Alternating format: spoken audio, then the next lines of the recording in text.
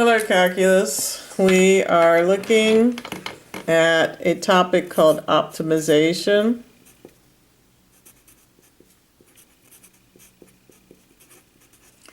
And you'll be back in video land here on Wednesday night. It should be the 7th.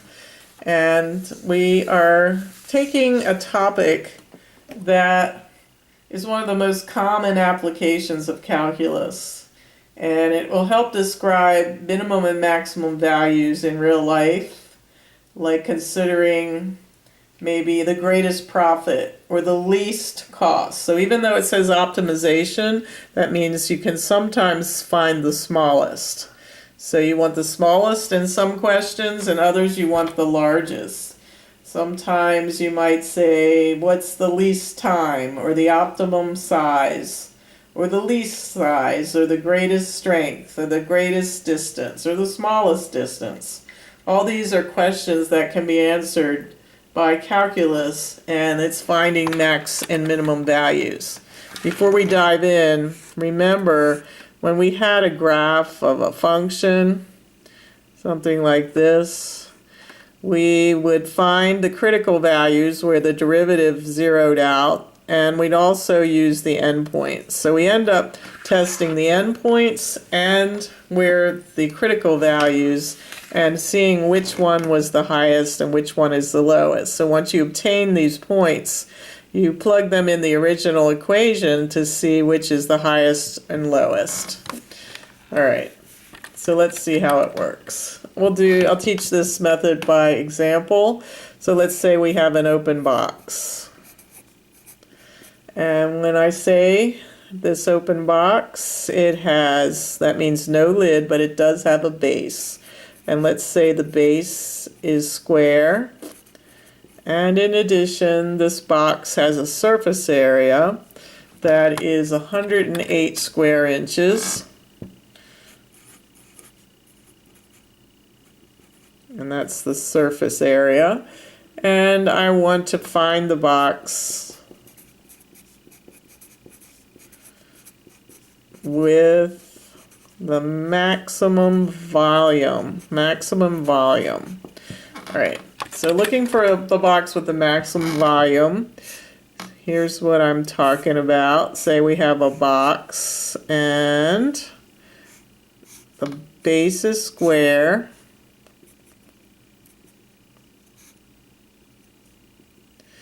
So if I call this x, this would have to be x, and the height is h. So here we have a box supposed to have a square base. So to find the maximum volume, maybe the box doesn't look like this at all. Maybe it's a very tiny square base with a very, very tall side. So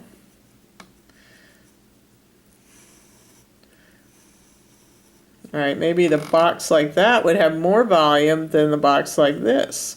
Or maybe the height should be very, very small and the base very, very wide. So maybe the box that looks like this would be the box that has the maximum volume. So we're going to let calculus help us decide which kind of box would have the greatest volume. Still obeying the idea that 108 square inches is the surface area. So remember, surface area is if I would run my hand over this surface, that's one surface, and then this one, that's two, this one's three, this one's 4, and then the base on the bottom is 5. If I ran my hand over all those 5 bases or surfaces, I would cover 108 square inches. And that's true no matter what shape it is. So what we're going to do when you have to maximize a problem or minimize, you want to find out the concept that has to be maximized or minimized. And at that point, you're going to find an equation for that value. So we're looking at volume here. So the volume of this box is going to be length times width times height. So we end up with x squared times h. However, we're going to work in one variable, not two.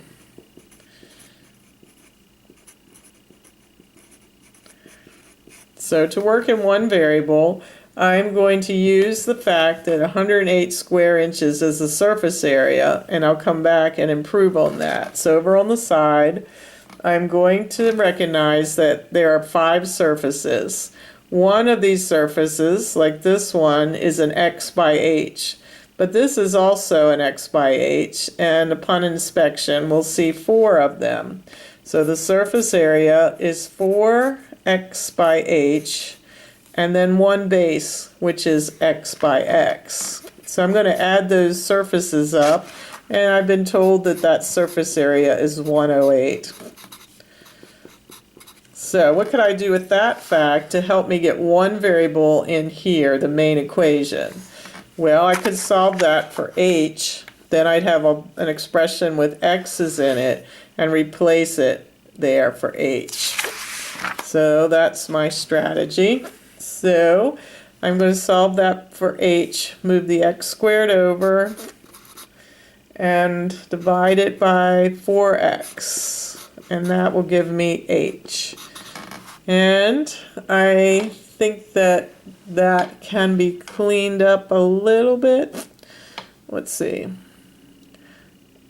Oops, I messed up. 108 minus x squared divided by 4x. Nope, that's right. All right, so that's my h. And so I'm going to put that in up here. So where I go back here, I have volume equals x squared. And when I get to h, I'm going to put in this expression, 108 minus x squared over 4x. That's what needs to be cleaned up. So this x and that x can be cleaned up a little. And distributing the x, I get volume equals 108x minus x cubed over 4. So that looks pretty good. So I found my volume equation in one variable now, and as promised, I'm going to use maximum and minimum principles from calculus. So I know that max and mins occur either at endpoints or where the derivative is 0 or does not exist. And so I'm going to check the beginning, the domain. What are the possibilities for x? So that's going to be the endpoints. So I'm going to say the very smallest x is x equals 0. So x has to be a positive number. And what's the largest one? Well, if there was no height at all, the surface area would have to be 108. So we would have, with no surface area, with no h, the surface area would all reside on the base, so it'd be x squared. So at that point, x squared would equal 108, and x would be the square root of 108, because that's the very highest. That's with no height at all. So basically, at these endpoints, the box is not a conventional box. Here it would have no height, and here it would have no sides. So, but they are the extremes. So those are the endpoints. X is going to be between those two numbers. So when we get down to the end, we can't forget about our endpoints. These are the possibilities for the length of x. All right, so now first derivative, bottom times the derivative of the top.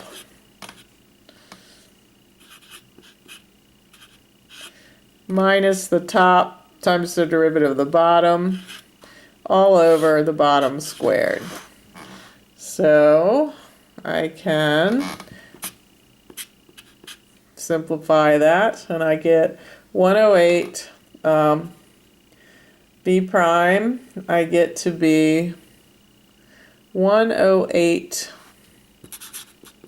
minus 3x squared over 4. I think 4 goes into 108. It goes in 27 4 goes on 28, 4 into 28 goes 27 times, and then the 3/4. I'm going to write it like that, dividing 4 into this term and 4 into that term. So that's a nice term, nice expression to work with.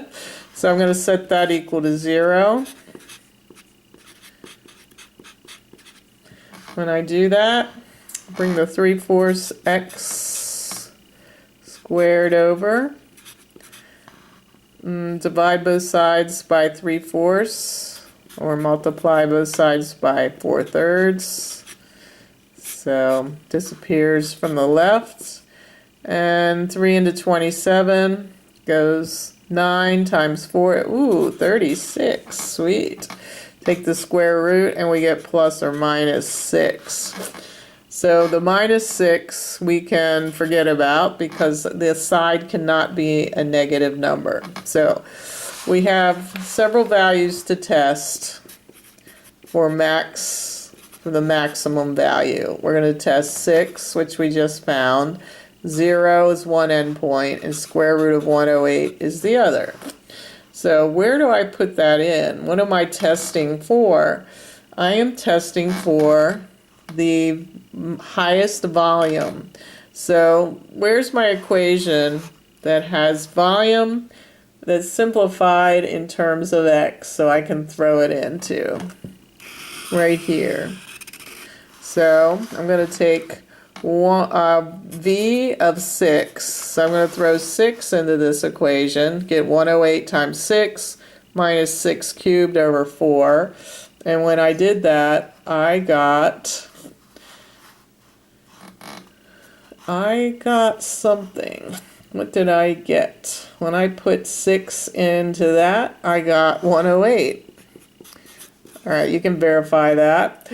And then when I put 6 in, when I put 0 into that, I got 0 out. And when I put 108, square root of 108 into that expression right here, I got 0 again.